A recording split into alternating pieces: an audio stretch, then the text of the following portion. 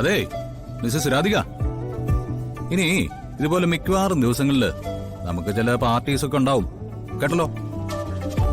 ഇതൊക്കെ ശീലാക്കാൻ തീരുമാനിച്ചിരിക്കുകയാണോ?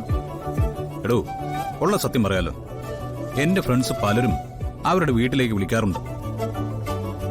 ഞാൻ പിന്നെ കണിമംഗലത്തെ പ്രശ്നങ്ങളൊക്കെ വിചാരിച്ചിട്ട് വേണ്ടാന്ന് പറയുന്നതാ. പക്ഷേ ഞാൻ ഇപ്പൊ ഒരു കാര്യം തീരുമാനിച്ചു. നമ്മളെന്തിനാ നമ്മുടെ ജീവിതം ആഘോഷിക്കാതിരിക്കുന്നേ? മാത്രമല്ല, അവിടുന്ന് പുറത്തിറങ്ങുമ്പോ തന്റെ മുഖത്ത് നല്ലൊരു വെട്ടമുണ്ട്.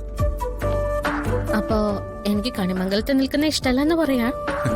അതൊന്നും അല്ലടോ, ഓരോ സന്തോഷത്തിനും ഓരോ അർത്ഥമാണല്ലോ. എന്തൊക്കെ പറഞ്ഞു കഴിഞ്ഞാലും കണിമംഗലത്ത് നമുക്കൊരു പ്രൈവസി ഇല്ല. മുത്തശ്ശി, അച്ഛൻ, അമ്മ അതൊക്കെ ഓക്കെ.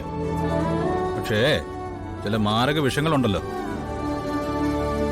അതൊന്നും തന്റെ മനസ്സിൽ തട്ടുന്നില്ല എന്ന് പറഞ്ഞാലും അതൊക്കെ എനിക്ക് കാണാൻ പറ്റുന്നുണ്ട്. ഓക്കെ, നടന്നോട്ടെ.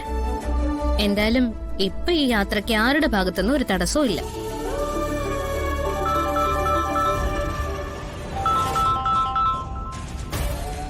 ശരി മുത്തശ്ശിയാ. തടസ്സങ്ങളൊന്നുമില്ലെന്ന് പറഞ്ഞു തീർത്തതേ ഉള്ളൂ. വിളിക്കുന്നു ആ കുശുമ്പി തള്ള. എന്തെല്ലാം അത്യാവശ്യത്തിനായിരിക്കും, ഇല്ലെങ്കിൽ മുത്തശ്ശി വിളിക്കില്ല. എടുക്കണ്ടോ, എടുത്ത് വെറുതെ മൂഡ് ഓഫ് ആക്കണ്ട.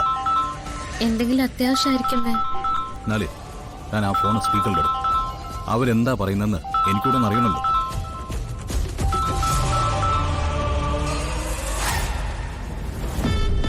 ഹലോ മുത്തശ്ശി.